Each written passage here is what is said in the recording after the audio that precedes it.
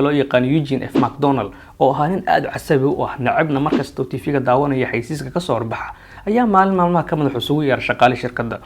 wuxuuna siiyay xujo una diray homework ama shaqo guri wuxuu ku yiri waxaan idinka rabaa inaad soo saartaan aalad ama qaab aad xal u keentaan anigu TV-ga u tagin inaan channelkan doona bedeli karo xilligan doona iska aamusin karo markay soo gola ninka codkiisa aan jeclay markay xaysiiska sameeyo ama aan iska damin karo TV-ga oo bashada seexan karo ka bacdi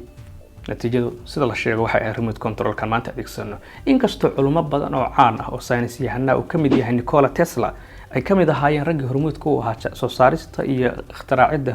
hormuudkan haddana shirkadaas ninka casabiga ama xanaaq badan uu maamulo ayaa loo asteeyaa iyadoon ognahay in dadku saameyn aan toos ahayn ay ku leeyihiin bedelida xiritaanka iyo daarida TV-ga ayagoo adeegsanaya remote control kan mis oran kartaan shaqooyin badan baa jira maanta la qabto waqti xaadirkan hadda joogno